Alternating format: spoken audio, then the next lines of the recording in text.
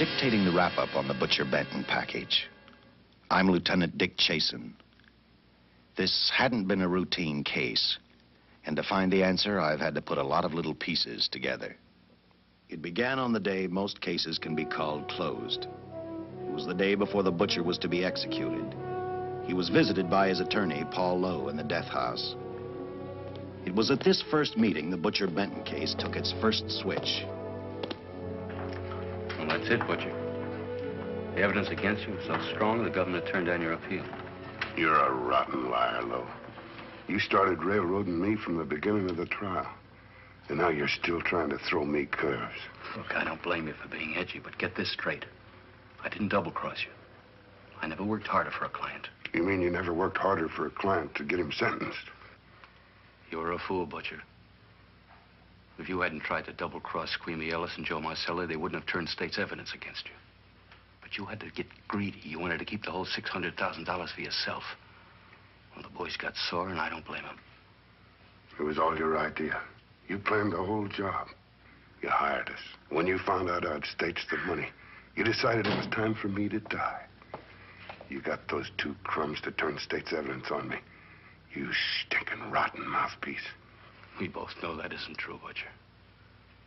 Now, look, what's the sense in not giving me the money? It's not going to do you any good. Well, I'll have the satisfaction of knowing that none of you three crumbs are going to spend it. What about Eva? Don't you owe her something? You tell me where the money is, I'll see that she gets your share. I've got a different idea. I'm going to kill you and Squeamy and Joe. Then I'll take care of Eva myself. You thick-headed ape, you're going to die tomorrow. Remember what I said. I'm going to get you, all three of you. Even for you, Butcher, that'd be quite a trick. So long, dead man. Remember what I said. I'm going to kill you, all three of you.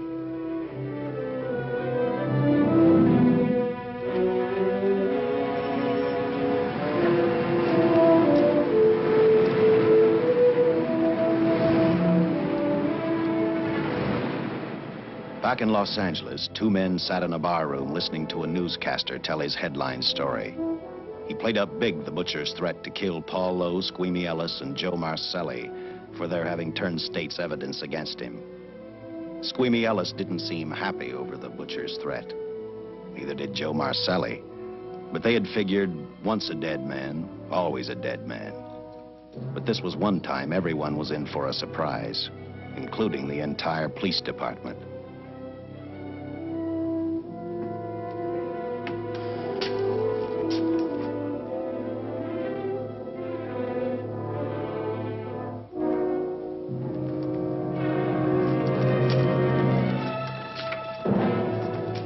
You seen the headlines, Captain? Teletype just came in from San Francisco. Butcher's execution is set for 5 o'clock this afternoon. And like the newspapers say, he still refuses to talk about that stolen money. Well, I still have hopes of coming up with something. That's what I dropped by for, Dick. With Butcher's execution, the department's marking it case closed. That means you'll be reassigned. I've spent a whole year trying to break this case. As far as I'm concerned, Butcher's death is just the beginning. Of course, I can't prove it, but I think that Paul Lowe was the top man. And even though I have to keep working on it while off duty, I'm going to get Lowe, Squeamy Ellis, and Joe Marcelli. Okay, Lieutenant. Officially, I've taken you off of the case. Unofficially, I wish you luck. Do me a favor. Keep me posted. Will do. Thanks, John. I headed for Eva Martin. She worked in a local burlesque house. I'm a cop, and my job is to ask questions and get answers. So I decided I might as well start again with her.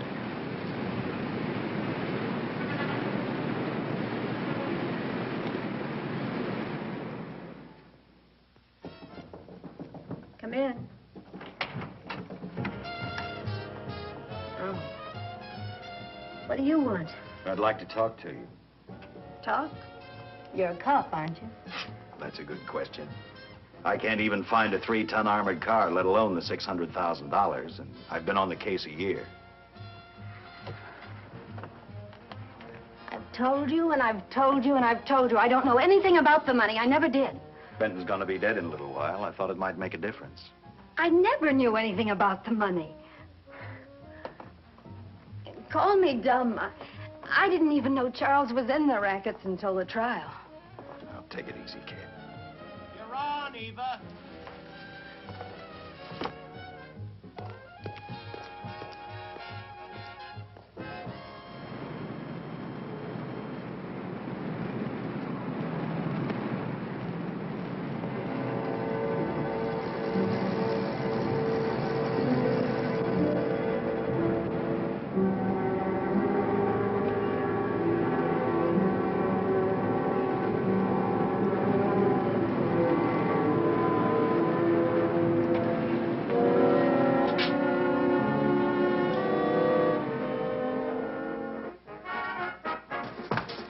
Honey, here's your wrap.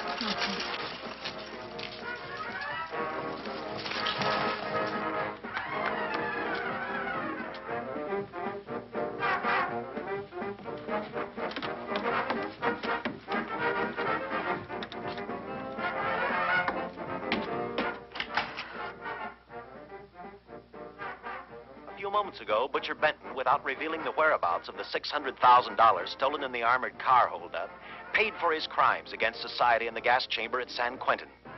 Now for a look at the international scene. Today... Come on, baby. Don't waste tears on Benton. I feel so badly about Charles. If I'd known, maybe I could have done something. How about a drink? We could both use one. An artist can't drink while she's working, Paul. Boy, see.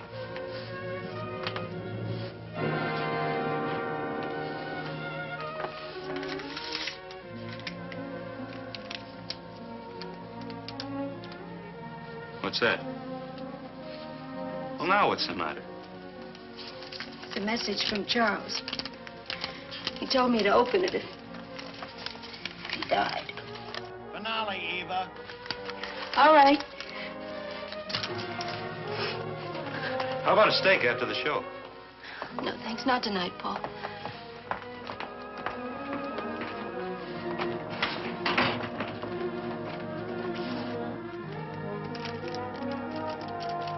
I didn't find out until much later, but Paul Lowe, in opening the letter the butcher had given Eva, found a map outlining a section of the city sewer system. And clearly identified was the spot where the butcher had hidden the stolen payroll. He replaced it with a $50 bill. I guess he figured $50 to gain $600,000 was not a bad day's work.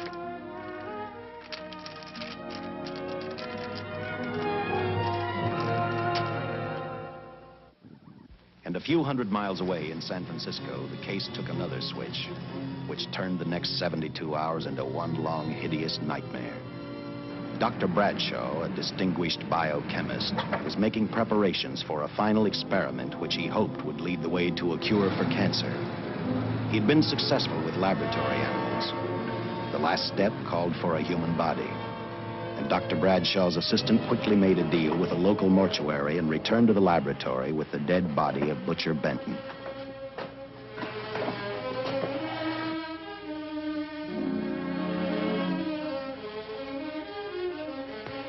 You made good time. Well, I didn't waste any. Any trouble? No, I just handed the money over and moved the body into your station wagon. That was that. Good. Get a syringe.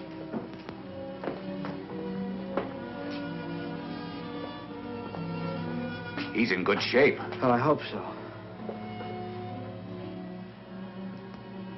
We'll get other blood samples later. We'll run this one through fast. Right. Now wheel him into the machine and then raise him. Right.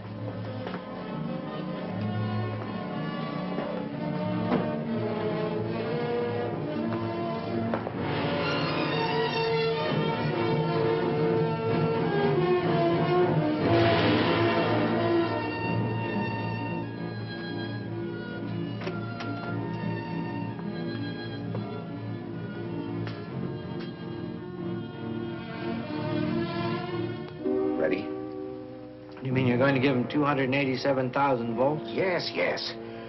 I'll get the fluoroscope set. We'll check with that before we start dissecting. Turn off the lights.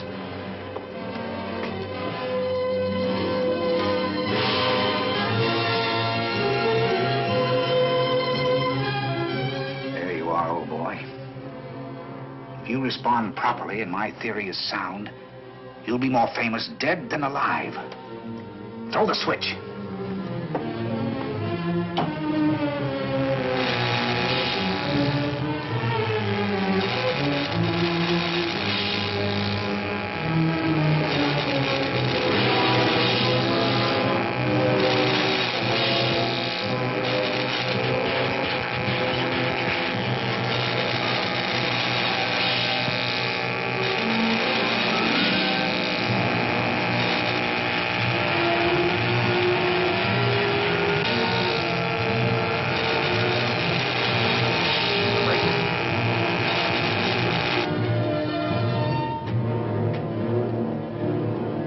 Wait, I thought I saw a pulsation of the heart. You're right. Dr. Bradshaw is beginning to breathe. You've brought this man back to life. No. The heart muscle has simply responded to a terrific electrical shock, that's all. Yes, but it does prove that the cells still function. Dr. Bradshaw, he is alive. A shock reaction, it can't last. His cells are multiplying now, if your theory is right. We could keep that reaction going longer. But it's worth a try. Get the body out.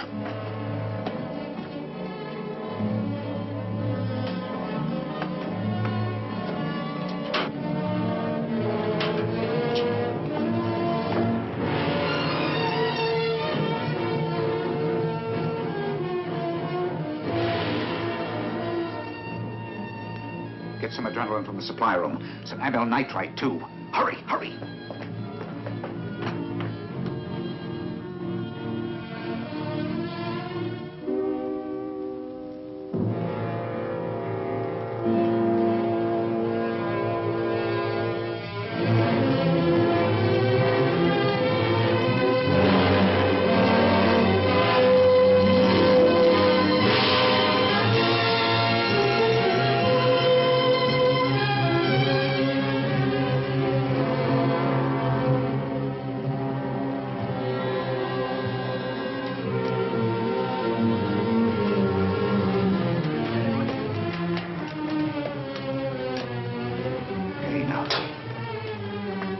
Mustn't move. Your heart can't stand the strain. Now, you must lie still. Please, please. Easy now. Easy. Easy. You must lie. Easy, please. Oh!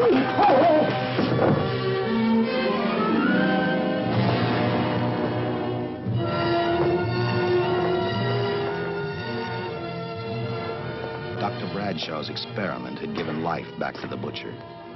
He tried to talk, but the electrical voltage had burned out his vocal cords. Yet it hadn't destroyed his brain. He knew who he was. He knew who he hated. As he stumbled about the room, I think he thought only about one thing: kill Lowe, Squeamy, and Joe Marcelli. The tremendous electrical voltage that Dr. Bradshaw had given the butcher had increased his cellular structure to the point where he was no longer a man. Dr. Bradshaw's experiment had created a vicious, brutal animal with an almost inconceivable amount of strength. Dr. Bradshaw must have believed the butcher's regained life would last for only a few minutes. Therefore, instead of calling for help, the doctor decided to handle his creation alone. Now, easy, Benton. Just relax. I'm a doctor. I want to try to help you. Do you understand me? You're in my laboratory. The execution was carried out and you were declared dead. I tried an experiment on you and brought you back to life, although I didn't intend that. Now, you've had a great shock. Now come and sit down. Now, be quiet. Now, come and sit down. Take it easy. That's the boy.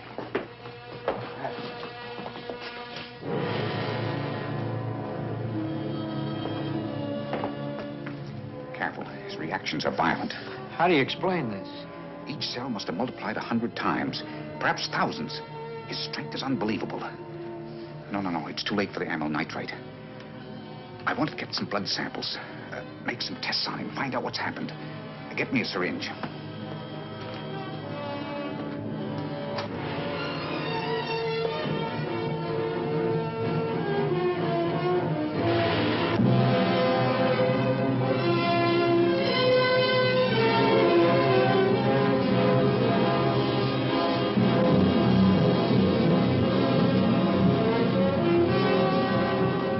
Why won't the needle penetrate the skin?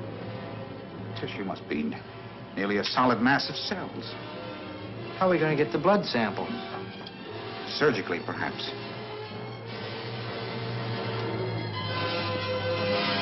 Now, take it easy. You can't leave here now. I'm responsible for your being alive.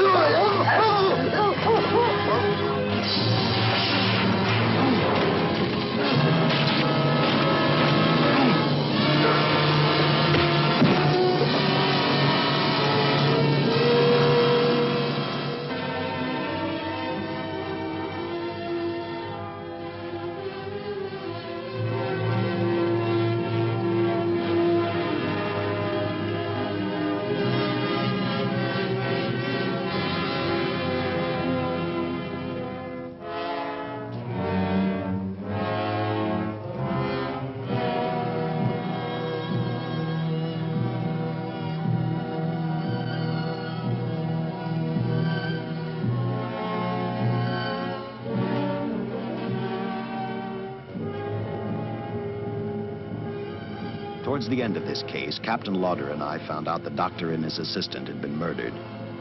But I'm getting ahead of my story. The butcher didn't know how he had been brought back from the dead, and he didn't care. All he knew, he was alive. Then this monster-made man started thinking about Los Angeles.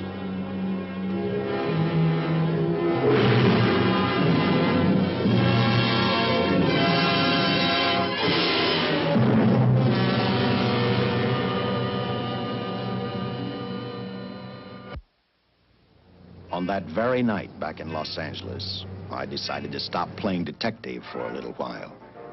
I went to the burlesque house to ask Eva to have dinner with me. After all, the butcher was dead, and if I got lucky, sooner or later, I figured Paul Lowe would lead me to the stolen payroll. In a way, that possibility made me even feel better. It's not fair to watch the show from backstage. Next time, I'll pay admission. I take it by that remark you like my routine. Yeah, you're pretty good. What I can't figure out, though, is why you stay in a place like this. It shouldn't be hard for someone like you to get a job in a class spot. If you weren't a detective, I'd be willing to bet with a line like that your next remark would be, how about dinner? Well, not exactly dinner, but a hamburger might be a good idea. If you're asking in an official capacity, I can't say no. I'm off duty. For the past 6 months, all I've ever called you is Lieutenant Chasen. Do you have a first name? Dick. Give me 10 minutes for a quick change, because you just made yourself a date, Lieutenant. I mean, Dick.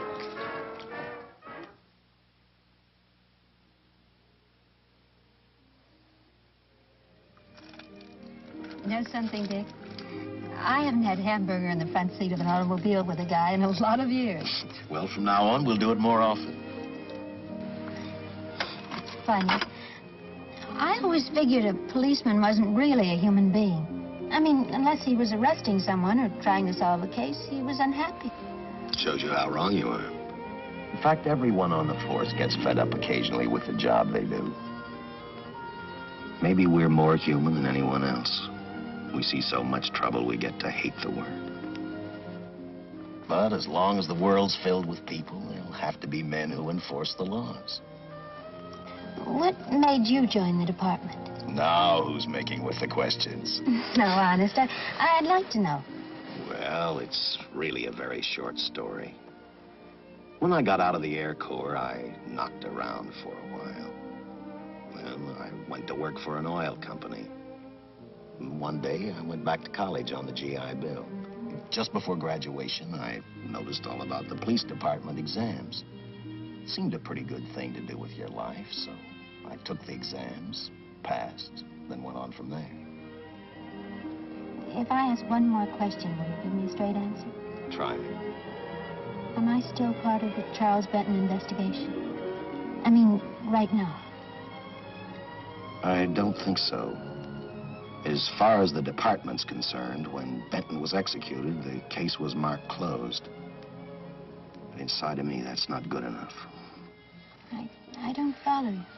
Well, the $600,000 is still missing. And a fast-talking underworld lawyer like Paul Lowe is walking around a free man. Someday, no matter how long it takes, I'll get him and the money. Until I do, the Benton case for me is not closed. I give you my word, Dick. Charles Benton never told me anything about the money. Oh, I've been sure of that for a long time. But how did you ever get mixed up with anyone like the butcher? His trouble ever started just happened. I had a roommate who used to date Benton all the time. One day she packed and left for Chicago. Benton carried a torch for her, and he used my shoulder to cry on. First thing I knew, we were having dinner together, and a few weeks later, I was labeled by the police as this #1 suspect and Benton's girl. But it was never like that. I made only one mistake. I felt sorry for him. You mean, until he was arrested for the robbery and the killing, you had no idea how he earned a living? I know this is going to sound crazy, but I only went out with Benton a couple of times. And all we ever talked about was Madge, my old roommate. The last time I saw him, he tried to get too friendly, and that's when I told him he had the wrong girl. But like I said, I'd already made my mistake. What about the burlesque house? How do you two fit together? You sound like a lot of other people. I left a small town a couple of years ago because I won a beauty contest, and the first prize was a screen test. After which, nothing happened? That's right. Only, it was pretty rough. And then one day I read an ad about girls wanted for a burlesque show. I auditioned, and I got the job. You know something? It's like any other job. If you're looking for trouble, you can find it even in a schoolroom.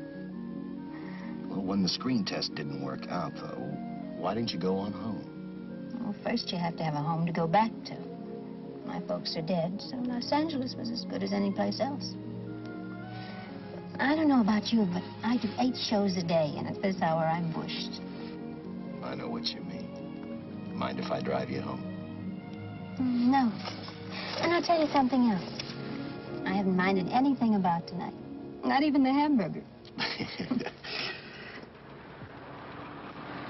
I kept playing tag with Lowe. He made 4 telephone calls. 3 of them didn't interest me, but one did. The one to Joe Marcelli. I watched Joe head for his meeting with Lowe, and for some unknown reason, I began to get the feeling that this case was finally about to explode in my favor. You see what I mean? Well, look at that, will you? I seen him stagger on 2 legs, but he's doing it on 4. Shut up, you flea bag. Well, look who's calling names. At least I ain't a squealer, a stoolie. I warned you before. All right, Harry, that's enough. I'll take care of him. I want to talk to him. Okay, Mr. Lowe. With any future business you've got with this psycho, take care of it upstairs in your office. He keeps showing around here, sooner or later he's going to get slugged, cripple or no cripple. All right, shut up, Jim. Sit down.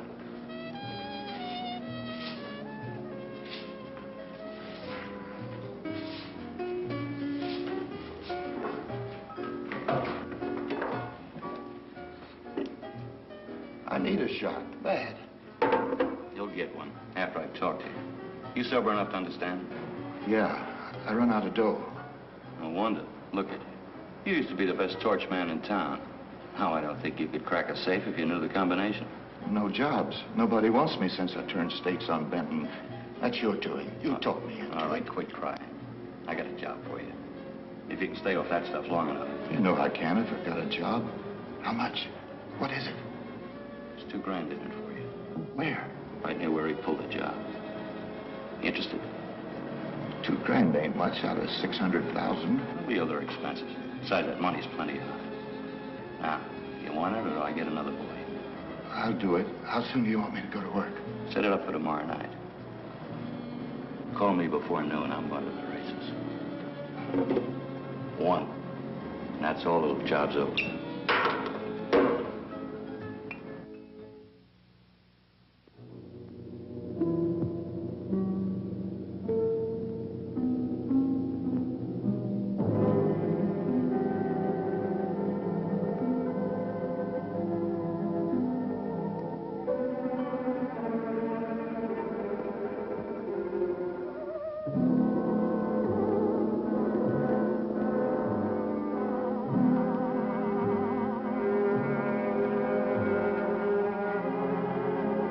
The butcher was walking slowly toward Los Angeles.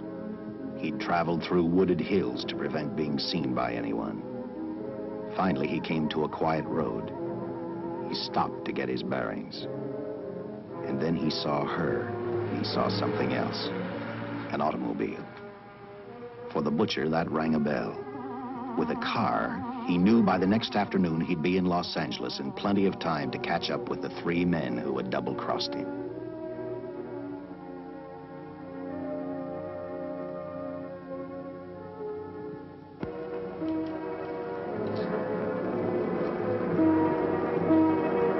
Well, see, you're a real gentleman to be helping strangers in distress. I hope you don't mind me using the babe here as bait. Quite a dish, isn't she? But that's what she gets paid for. Bait, that is. Yes, sir. She's a real shaker artist of my outfit. Carnival man myself. Just call me Connie. Yeah. Well, friend, we're in a little bit of difficulty here. Got a flat tire, brand new car, no tools in the back. Why, some of these dealers make my carnival grifters look like babes in the woods.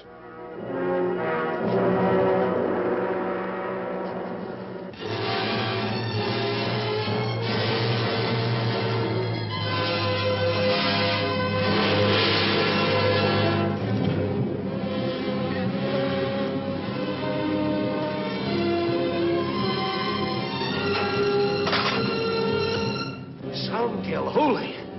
Say, who you with, friend? Let it down. Let it down. No matter who you with, friend, believe me, I can do better for both of us. I'll make a fortune for the both of us. Oh!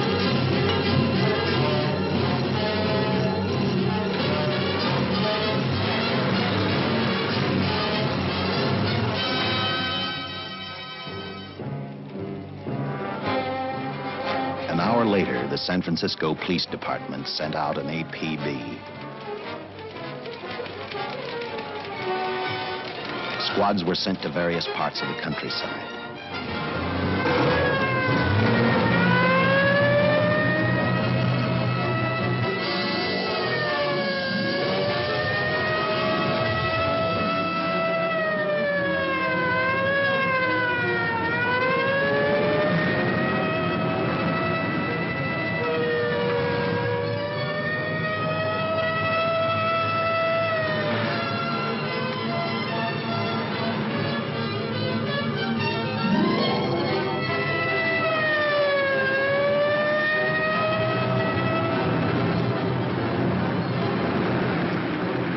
Roadblocks were thrown up to catch the cold-blooded killer the hysterical girl had described.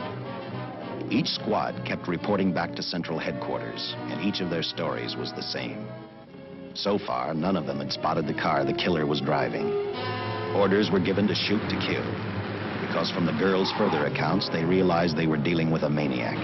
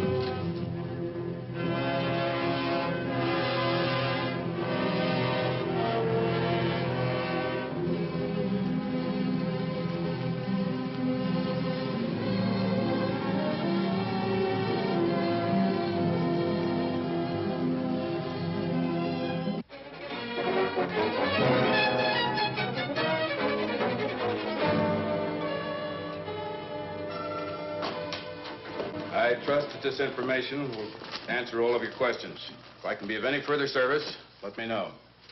Sincerely, J.I. Louder, Captain Police, L.A.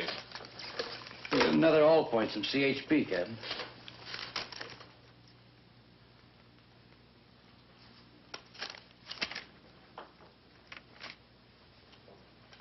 These reports sound like they come from a bunch of loonies. You sure do. There it is. Sergeant. Yeah. I want Lieutenant Chasen to look these over as soon as he comes in. All right, Captain. The next morning, I read the stories of the brutal murder of the 2 police officers. I also read the witness's statement about the bullets having no effect upon the killer. I felt sorry for the witness, and I thought about how easily a person's mind can become confused when suddenly they receive a brutal shock. I didn't believe a man existed who could not be stopped by a slug from a .45. Good morning, Captain. You and the rest of the force are going on 24-hour duty. Seen the headlines? You mean this guy that's running amok up north?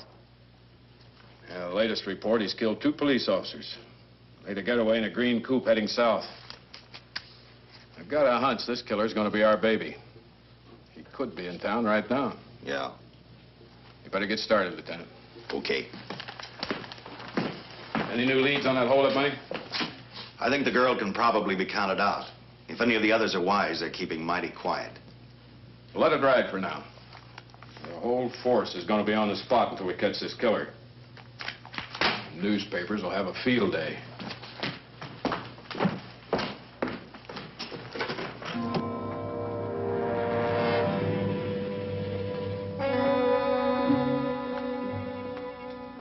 We were wrong about 2 things. The killer was already in our city, and we didn't know he was Butcher Benton.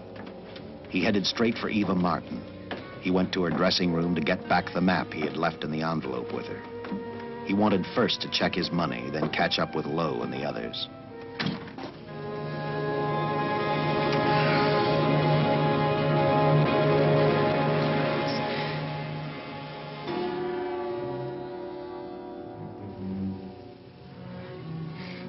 Can't be.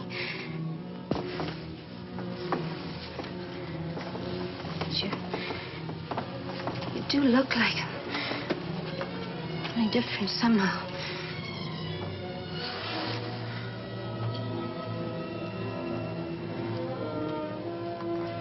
It is you.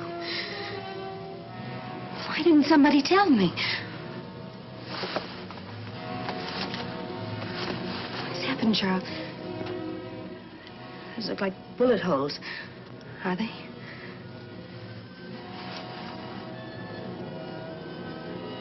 There's not even a mark.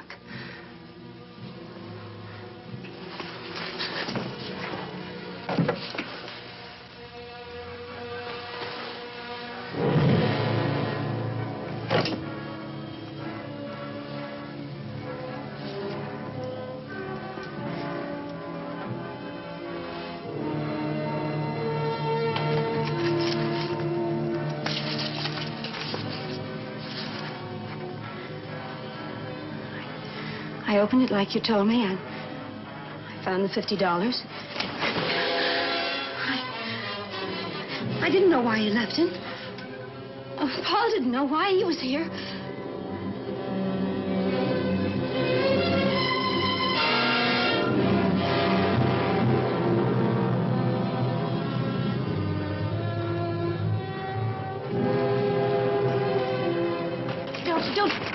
Don't think crazy. The name of Paul triggered his hate. He left her dressing room and started for Squeamy Ellis and Joe Marcelli's place. Because he knew, with them out of the way, Paul Lowe couldn't open the strong box where the money was hidden. He thought of Squeamy and Joe first. He was saving Paul Lowe for last.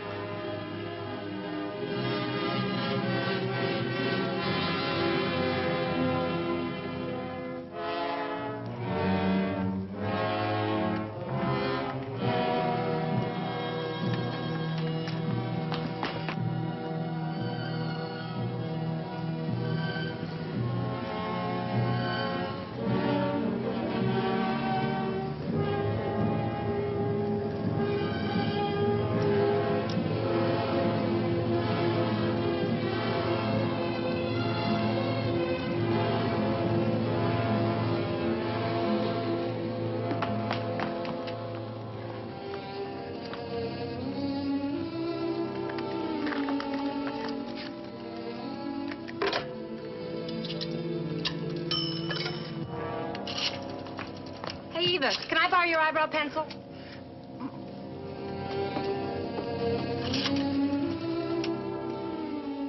Operator, get me police headquarters.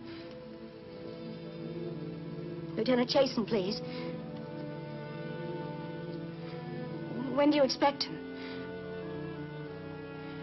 Well, tell him Charles Benton is alive, and even bullets can't stop him. I'm not crazy. Just say a friend of Charles. He'll know.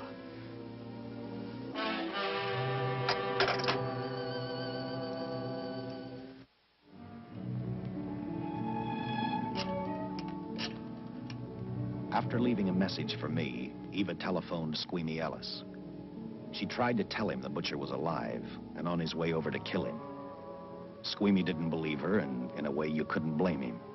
Who in their right mind would believe a man had returned from the dead?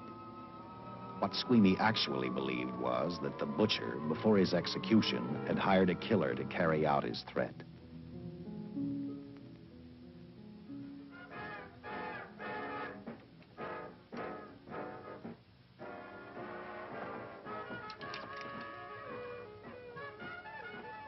You sick? What? You don't look so good to me. 10 minutes, Eva. All right. Say, Eva, I could take over the matinee trick for you. What? It's easy. Look, Eva, I can do it. Scub-up-de-doo-doo-doo. Oh, on. Francine, I just thought of something. Yeah? Eva agreed to let Francine do the show. She hoped she'd be able to interrupt the butcher before he arrived at Squeamy's hotel. Or, failing that, at least be able to warn him to stay out of sight. You wanted me, Captain? Yeah, I just had a rundown on those fingerprints, the stolen car up north. We got nothing on the driver who was killed or the woman with him. Take a good look at these. There's something funny about these. Yeah. The boys in the lab can't figure it out either. Those are the killers. They were found on the steering wheel. Looked like they'd been stamped in with a steel die. They sure do. These are Butcher Benton's.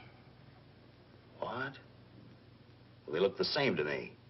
How do the lab boys explain that? They don't. Their best guess is a twin brother. An identical twin could have the same pattern of whorls with only slight variations. Ever hear of the butcher having a twin brother? No. Even if he did, it wouldn't explain these freak prints. You didn't pick up your message, Lieutenant. Some wacky dame calls you. And she says Charles Benton is alive, and bullets won't stop him. If we buy the twin theory... Who was she? Where'd she see him? Well, she wouldn't leave her name. Sounded kind of hysterical to me. Said she was a friend of the butcher's. Eva Martin. Get over at the Follies and see what that girl knows. Yeah. Some guys have all the luck. I never drew an assignment to the Follies.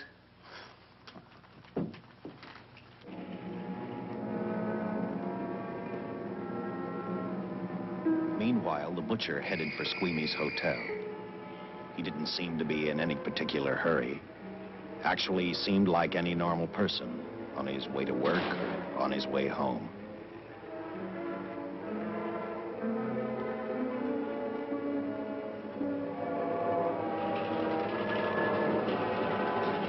He rode up Angel's Flight, arrived at the top, scanned the hotel building, and then noticed the only exit from Squeamy's apartment, a fire escape.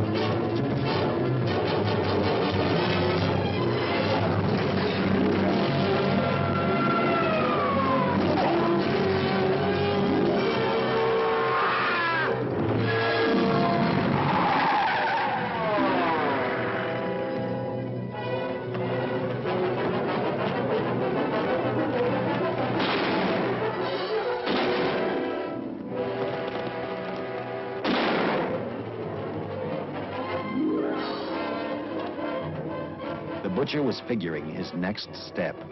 And as he looked at the dead cop, he thought about Paul Lowe, the next man on his list. Seen Joe Marcelli? Not since last night when I told him I didn't want him around here no more. Give me a shot.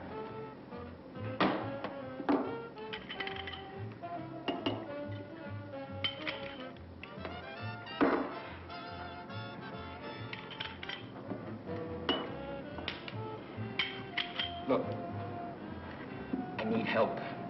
Just found out that Benton hired a killer to get me. He's after Joe, too. Well, then drink up and get out. I don't want no trouble around my place. You're a real pal. Drink up and get out, I said.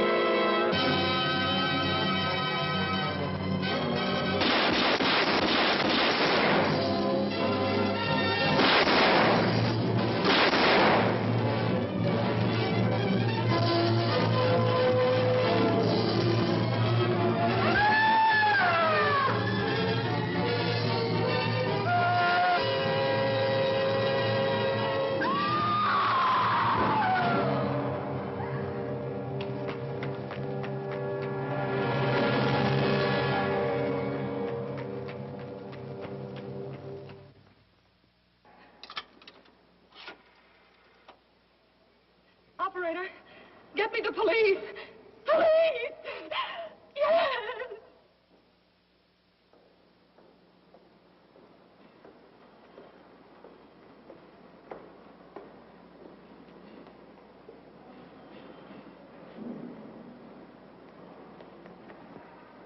What's happened? A guy named Squeamy got thrown from the 5th floor. He's deader than a mackerel. Customer of mine. You mean Squeamy Ellis? Yeah, that's it. Just Squeamy. No one else was killed. Ain't one enough?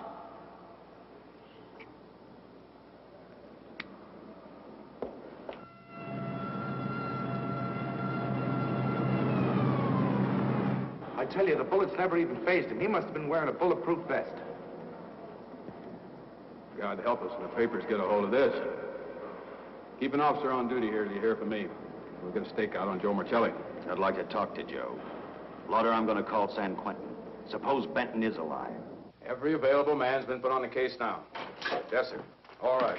All right. Anything new? Report on Dr. Bradshaw, owner of the station wagon. The San Francisco police located his laboratory in the basement of an electrical power receiving station. Bradshaw, what's he know? He's dead. And another man, too, his assistant. The lab is a shambles. But now we're getting some action from San Francisco. Benton's body never arrived at the mortuary where it was supposed to go. An attendant there finally broke down, admitted he picked up some quick cash by handing the body over to a man he was unable to identify. The man was driving his station wagon. Blasted man, the chief's on my neck, and the commissioners are on his, and the mayor's on theirs. Now, am I supposed to tell him that our killer is a dead man? They found a notebook in Bradshaw's lab. It ties his experiments in with a Professor Dwiggins at Caltech. I hope to hear from Dwiggins soon. Captain, report from the valley on a hysterical woman. Reports the presence of the killer. There's the location. Let's go.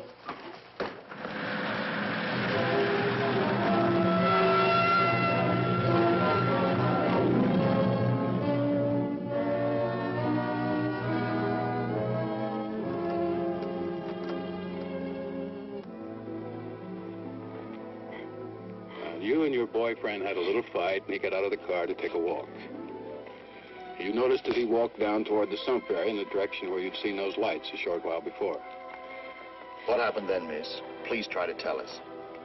Well, I just sat there a few minutes, I guess. I was pretty mad. Then there was a loud crash, like heavy metal, sort of, from down here. I got out of the car to get a better look. I heard Jimmy cry out something. I couldn't make out the words. Then down here, in a patch of light, was Jimmy. And coming toward him was this man. Big man. Lifted Jimmy up over his head like he didn't weigh a thing. Jimmy screamed. Just once, before he broke Jimmy's back. I heard it snap, not far away. Then I started running till I found this house. They let me use the phone. Thank you, miss. We'll see that you get home right now. O'Malley, see that the young lady gets home all right. Paul Lowe, while driving to his office, heard a radio commentator report the murder of Joe Marcelli. And what shocked him most was when the broadcast identified the killer as possibly being the butcher. Lowe headed straight for Eva Martin at the Burlesque Theater. Well, you gave me a start, Mr. Lowe. What are you doing here? Where's Eva? Oh, I'm taking her place. I'm going to wear her costumes. What's it to you? I asked you, where's Eva? Hey, don't get physical. Well, watch your tone of voice, Buster. I told you. Little Eva isn't here. I could see that for myself. Where is she? She's at police headquarters. That's where she is. Yes, sir. No, sir. Captain Lauder's still with the mayor. The killer dropped out of sight. He was last seen in the Hollywood area. Yes, sir. We know he's dangerous. Every angle's being covered. Yes, sir. I'll tell him.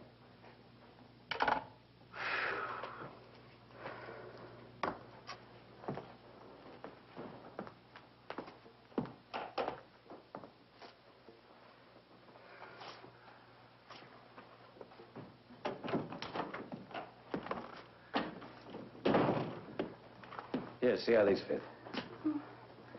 Low heels. I'm sorry. It's the best our wardrobe department can afford. Any idea how soon the captain will be back? Now, look, I'm going to see the captain. I'll have to wait here all night. Paul. Paul, Charles killed Squeamy and Joe. Joe, too? Benton? He's alive. I saw him, but nobody will believe me. I'm checking it. My guess is whoever killed them is on the trail of the money, Lowe. Now, maybe you better start talking if you know anything about it. I don't know anything. Did the butcher have a brother? No, no brother. It was Charles. I saw the tattoo on his arm. Look, I demand police protection. Where's the money, Lowe? You heard me. I demand protection. I know my rights. We put stakeouts on your office and home. Well, that's not enough. It's enough as far as we're concerned.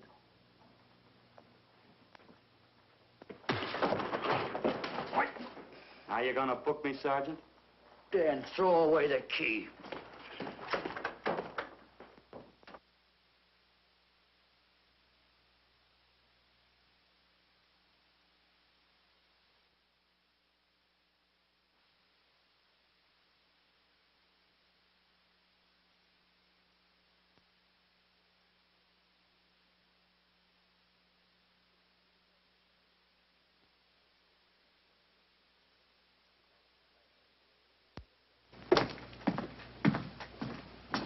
Thank you.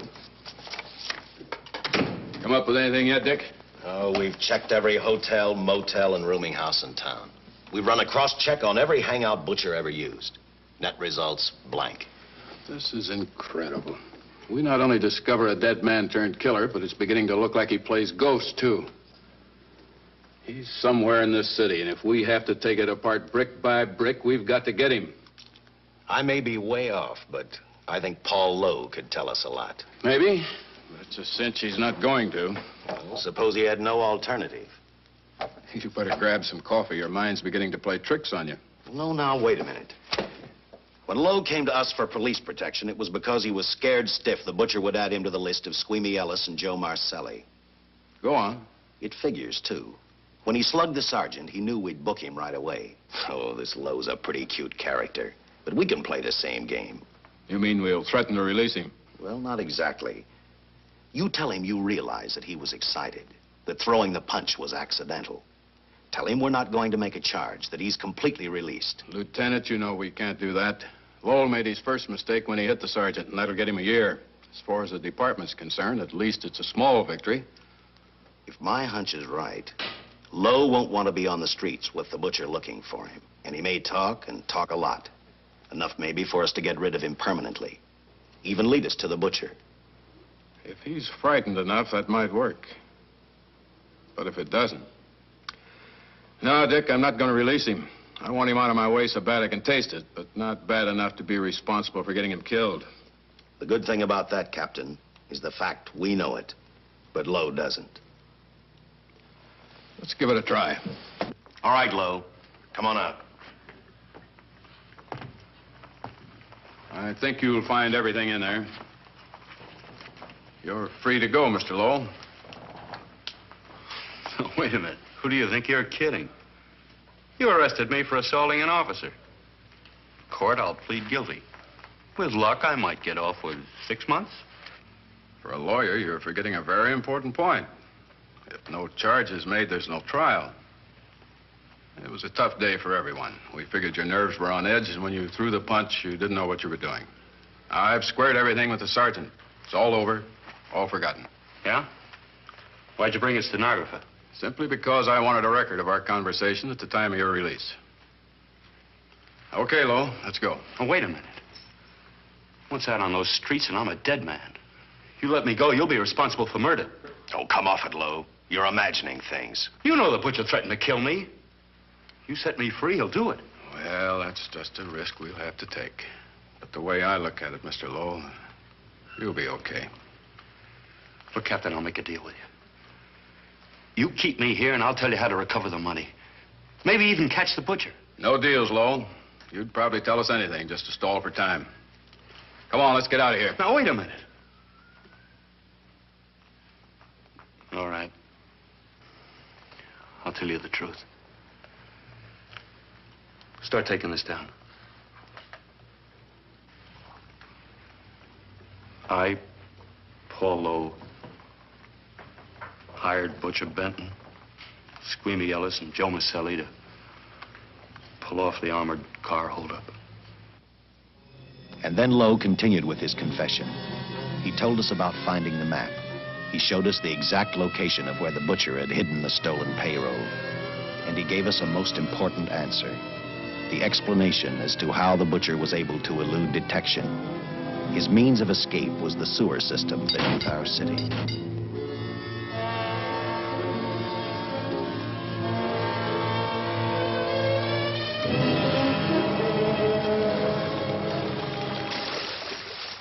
The department went to work fast. Every police squad in the city was detailed to cover a specific area. Every entrance and exit to the Los Angeles city sewer system of 700 miles was covered.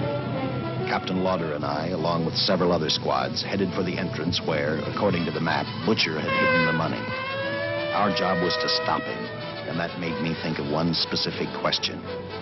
When we found him, could this monster be stopped? I, for one, wasn't sure.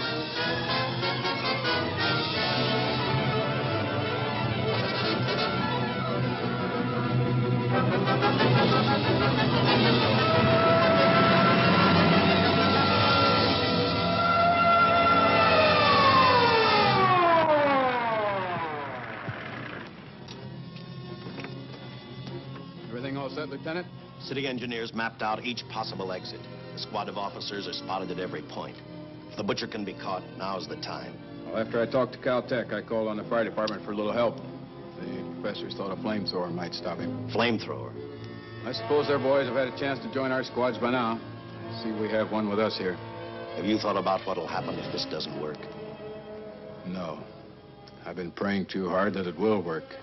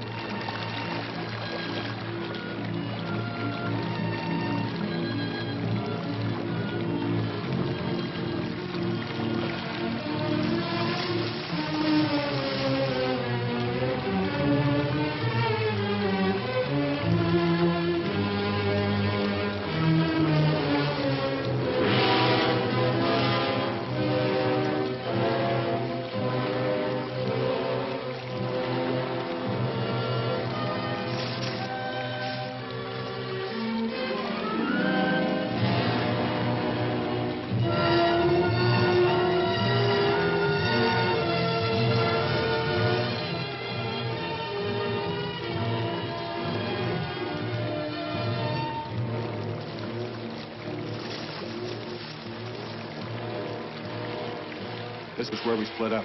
I'll go straight ahead.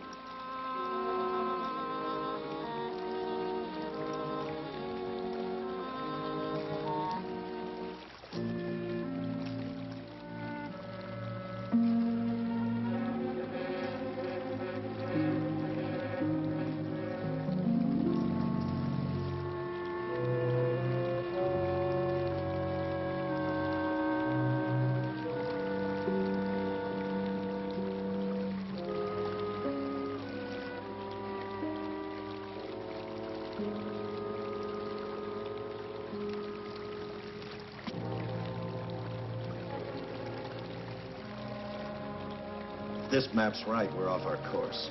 We'll have to backtrack.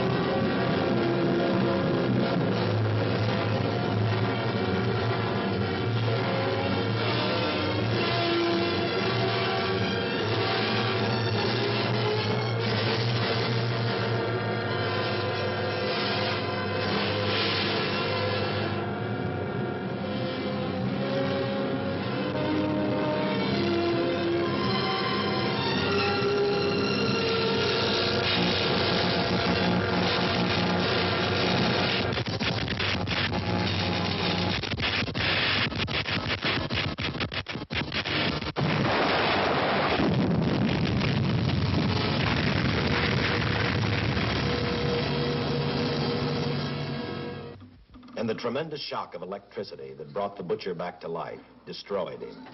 The $600,000 stolen in the armored truck robbery has been recovered. Case closed. Well, here are the scientist's comments for your records. I had to fill in a few spots with my own guesses, but I guess that's about the size of it. Did you get any sleep? Oh, some. Not much. How's the girl today? Well, I called the hospital about an hour ago. She'd gone. Gone? Where? Well, she told him she was a working girl and that she'd been away from the job too long already. Quite a girl. Yeah. Say, how about that time off I've got coming? 48 hours, beginning right now.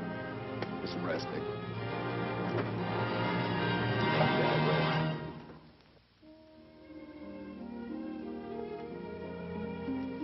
know something, Dick? The past 72 hours seem like a bad dream. That rest in the hospital today really gave me a new lease on life. Now that it's over, I can't believe it actually happened. The important thing is to remember it is all over.